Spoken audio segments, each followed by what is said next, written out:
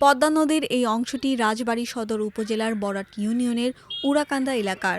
কদিন আগেও যে কেউ এখানে নামতেন, গোসল করতেন, সাঁতার কাটতেন বা কেউ কেউ মাছ ধরতেন।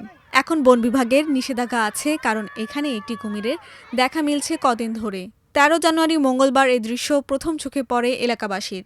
এরপর থেকেই বেশ কয়েকবার চোখে পড়েছে, তাই এখানে ভিড় করছেন নানা বয়সী মানুষেরা।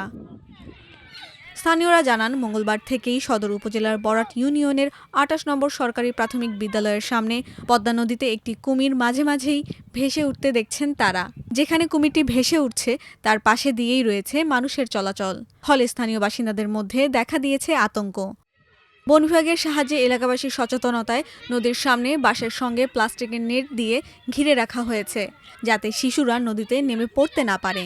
পাশেই সতর্কীকরণ সাইনবোর্ড, সঙ্গে সবাইকে নদীতে গোসল করা, সাঁতার কাটা, মাছ ধরা সহ অন্যান্য কাজ থেকে বিরত থাকতে বলা হয়েছে। ছেলেমেয়েরা চিল্লাচিল্লি করছিল যে কুমির কুমির, তো আমরা এটা শুনে দেখতে আসলাম নদীর পাড়ে।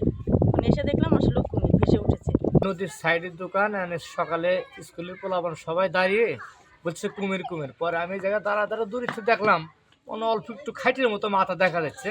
শ্রেণীকক্ষ থেকে ছেলেমেয়েরা বাইরে দৌড়ে যাচ্ছে এবং খুব হাওয়া করতেছে কুমির কুমির কুমির এরকম। তো আমি দৌড়ে গেলাম ওদের সাথে, গিয়ে দেখি সত্যি আসলে পানিতে বড় একটা কুমির মাথা ভেসে আছে, লেজ দিয়ে পানি উল্টাচ্ছে। এরকম অবস্থায় সব ছেলেমেয়েরা করলো কি, দৌড়ে যখন কাছে কাছে চলে গেল, কেউ ঢিল ছুড়লো, কুমিরটা আস্তে করে পানির তলে চলে গেল। আমরা টিফিন খাচ্ছিলাম, তখন আমাদের ভাই ডেকে বললো যে কুমির এসেছে।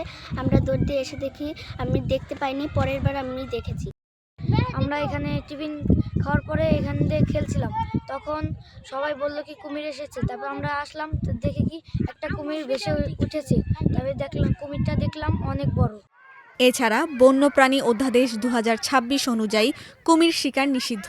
তাই এই আইন কেউ অমান্য করলে ৩ বছরের কারাদণ্ড অথবা সর্বোচ্চ ৩ লাখ টাকা পর্যন্ত জরিমানা অথবা উভয় দণ্ডে দণ্ডিত হতে পারেন। এখানে যে কুমিরটি দেখা গিয়েছে তার জন্য আমরা সেখানে সতর্কতামূলক সাইনবোর্ড স্থাপন করেছি, এলাকায় মাইকিং করেছি এবং আমাদের লোক সার্বক্ষণিক ওখানে আছে মানুষকে সচেতন করতে, যাতে সেখানে যে কোনো ধরনের তারা পানিতে যেন না নামে। তো কুমিরটি আছে এখানে কিছুদিনের জন্য হয়তো অবস্থান করে চলে যাবে, কারণ ওরা এখন যেহেতু একটু ড্রাই সিজন চলছে, যেখানে ওরা হয়তো খাবারের সন্ধান পেয়েছে এখানে, এই জন্যই কিছুদিন আছে থাকবে, তারপর ওটা স্রোতে এমনি চলে যাবে।